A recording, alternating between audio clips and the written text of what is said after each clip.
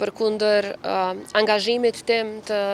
vazhdueshëm që të kemi konstituim të kuvendit, ajo çështje është varë kryekput nga vullneti i partive politike dhe i deputetëve të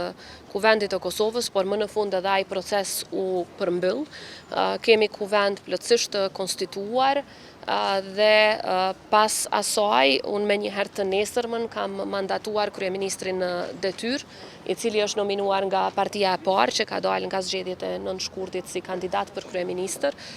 dhe tani nga data që është nominuar janë 15 ditë, natyrisht që afatet rrjedhin, mirë po negociatat për koalicione bëhen vetëm ndërmjet partive,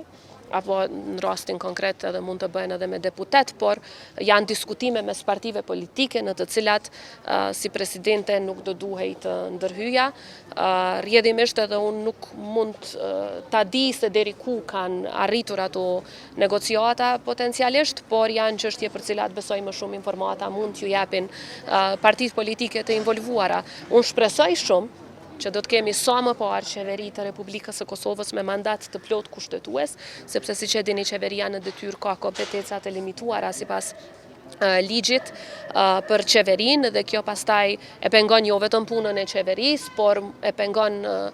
shtetin në tërësi. Sa më parë që të kemi qeveri me mandat të plot kushtetues, aq më parë mund të shtyhen përpara reforma, mund të kemi një buxhet e gjithë përfshirës, i cili e vendos do të thoja shëndetin e qytetarëve tanë në radhë të parë dhe prioritizon.